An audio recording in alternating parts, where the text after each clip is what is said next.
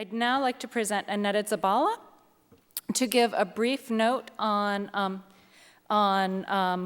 Street Meeting, which was Siqueiros' first mural that was painted in Los Angeles in 1932.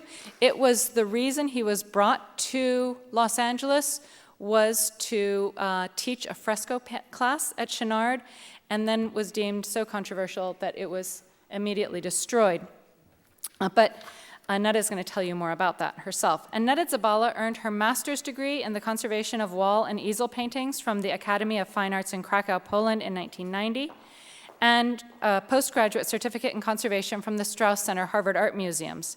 She's been working in private practice since 1988 and has a painting conservation studio in Santa Monica. She is also the principal partner of Zabala and Partners, a conservation firm specializing in wall paintings conservation here in Los Angeles. The firm has worked on projects for the city of Los Angeles. They've done the Hugo Ballin murals at the Griffith Observatory and the Getty Villa Peristyle murals in Malibu, among many other projects. Recently, in collaboration with the GCI conservators, Zabala and Partners completed the treatment of the David Alfaro Siqueiros mural, America Tropical.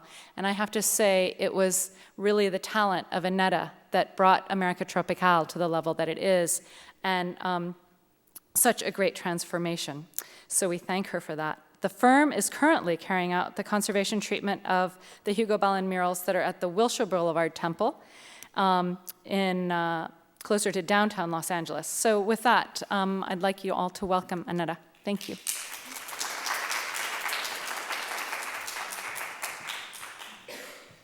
Thank you, Leslie, for your kind introduction. Hi, everyone. You will be pleased to know that I was assigned 10 minutes for this talk, and I won't keep you very long.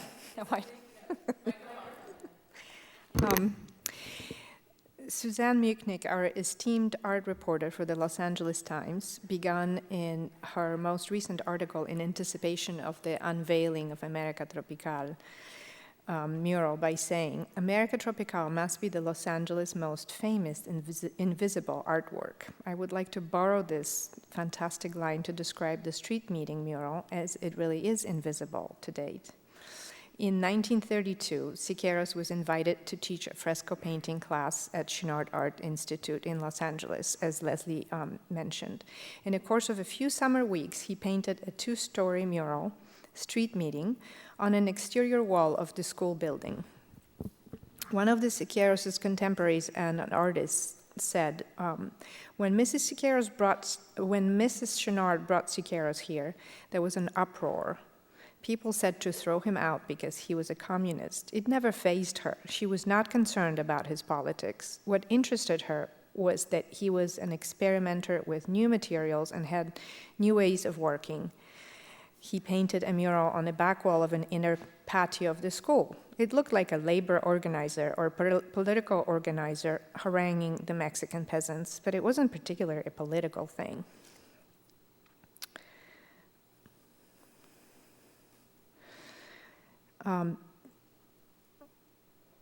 This is the image of Siqueiros that was used for his self-portrait. And this is, again, Chenard Art Institute with a rendering by an artist whose name I don't know.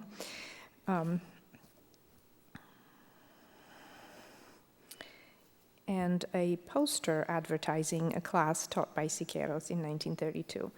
It was led by Siqueiros. A group of 15 artists studied fresco techniques for 2 intensive weeks, as was noted by Arthur Miller in the Los Angeles Times in 1932. We're not sure how long the class was. I don't think we know that, but I think that based on the ad that you're looking at, the class started July 5th, and so it may have taken from 2 to 4 weeks, as we know that he then moved to America Tropical in August. And here's an image of the fresco class which he taught at Chenard. We cannot identify any of these artists. At least I don't know their names. I could not resist showing these 2 pencil studies made for an unidentified mural project, which are from a 1985 exhibition catalog, Siqueiros' Structural and Technical Vision, published in Warsaw, Poland. In this catalog, the artist's mural works in Los Angeles are both listed as destroyed, both America Tropical and the street meeting, deemed subversive by the American imperialists, as it was pointed out in the introduction to the catalog. I agree with Senor Barrio that we should not trust everything the artists write, but this quote seems perfectly fitting to the situation. Siqueiros said, "It is an eloquent display of the superiority of the collective work of democratic art in action over the wretchedly small efforts of the individual. It is the emergence of an expressive vehicle requiring monumental murals in the open air, facing the sun, facing the street, for the masses." And here we see some of the artists who were working with Siqueiros. In some of them, we have identified. They included Millard Sheets, Paul Sterrett Sample, Bars Miller, Merrill Gage, Henry de Kruif, Lee Blair, Donald Graham, Phil Paradise, and Tom Beggs. The mural was designed and led by Siqueiros, and the artist did much of the work during the intensive summer weeks in 1932. And we finally get to see the image side by side with the scaffolded scene. The painting showed a central figure of a man addressing a multi-ethnic crowd on a Los Angeles street corner against the backdrop of a darkly lit street. The listeners are congregated around the central speaker. An actual door and windows that you can see are integrated into the composition. Siqueiros' first mural painted in Los Angeles was thought to have been destroyed. Since Chouinard Art Institute closed in 1971, and most people forgot about its existence, and the building was sold and is presently a church and a preschool.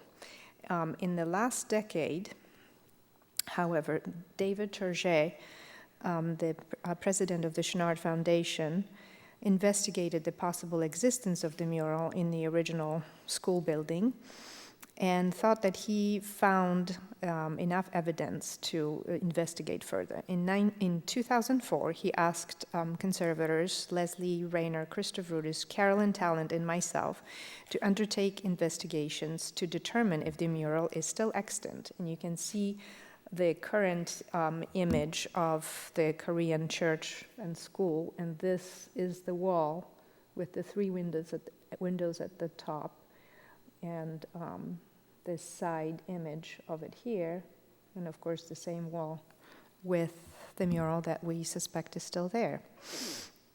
The mural measures 25 feet in height by 19 feet wide.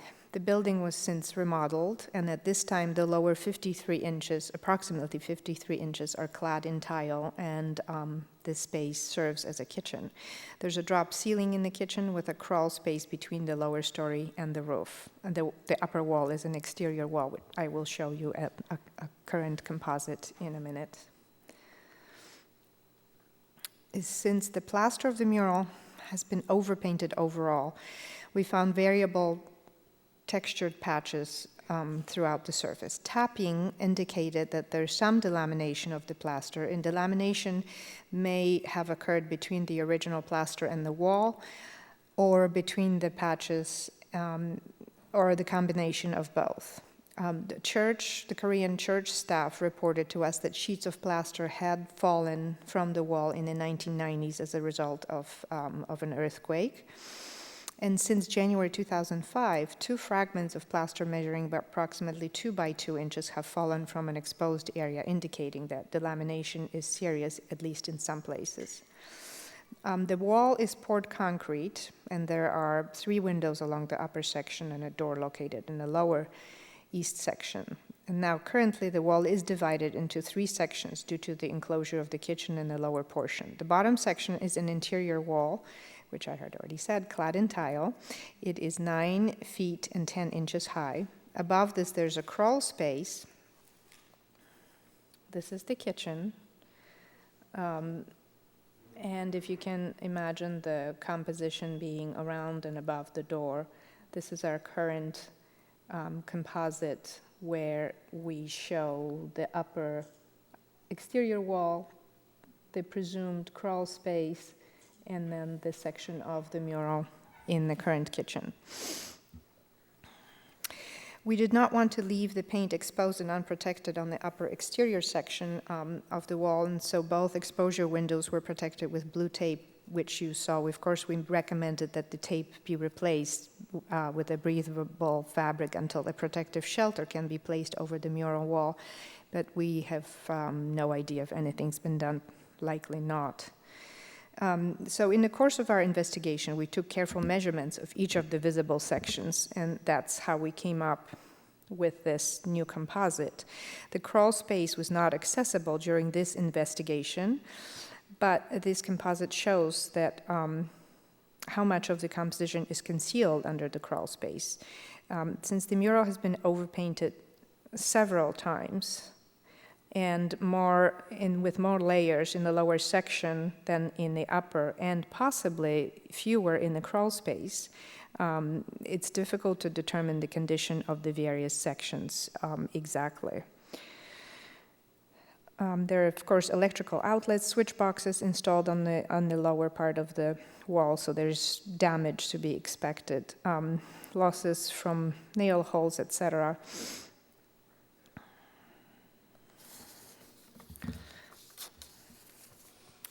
And you can see in this raking light image that we were able to see a little bit of the outline of the composition.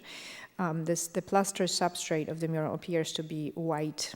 We don't know if it's cement or plaster. No further investigation was carried out into all the materials and then identifying them at this first stage. The plaster has varying size and color of aggregate, and then the incision lines can be seen in the raking light, especially along the top of the wall. And here is what we think we would be able to recover, at least based on the incision lines that we could see. So I think we definitely have the right wall. Whether we could find the mural or not is another story. So the exposure windows collected by the conservators in October 2004 were opened using different means of overpaint removal. We used mechanical methods, heat removal, and solvent-based removal, but they really were just preliminary tests, and some were more promising than others. But we were able to recover some vivid colors, and there's a distinct stratigraphy of layers present with multiple repeating same colors of flat wall paint colors over these bits that we recovered. This is from the upper section of the wall, and you can see the colors are brilliant. However, the paint seems very friable, very underbound, and so an incredible amount of testing time, I think, would have to be devoted to designing a cleaning system, a overpaint removal system that would be suitable, and it likely would be different from every section of this mural, meaning the upper would require something else than the lower part, as well as the crawl space. And of course, we documented as best we could our tests and found various reds and browns and black colors in the exposure windows that we did, as well as the cross sections. So there's definitely paint under all the layers of overpaint. And so at this time, we can say with some certainty that there are traces of the original mural on the west wall of the original Chouinard Art Institute.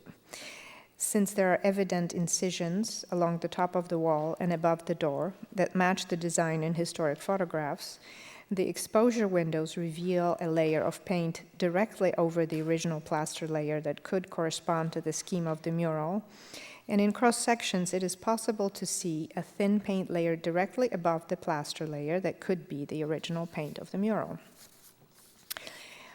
Further testing should be carried out to determine the most effective methods of overpaint removal. Due to the differences in condition and treatment to different areas of the wall, it is likely that specific and different system would have to be developed to address each area separately. Following this further testing phase, an estimate for overpaint removal and a treatment proposal could be drafted. This said, it will not be possible to know the overall condition of the original mural until the overpaint is removed from larger sections. We would probably recommend a pilot treatment of each one of the 3 different sections to see if it's even viable. And then the final phase of treatment would be necessary following overpaint removal to include loss compensation, consolidation, and aesthetic reintegration of the painted surface.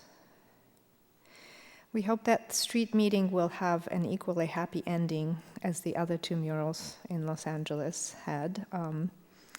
And I would like to acknowledge Dave Turget, members of the Chenard Foundation, GCI for organizing this incredible symposium, Leslie Rayner, who guided us throughout the process and who invited me to speak today, and to my colleagues, conservators Leslie, Chris, Carolyn, for their collaboration with this preliminary investigation, and to Tom Hartman for sharing some of his images. Thank you.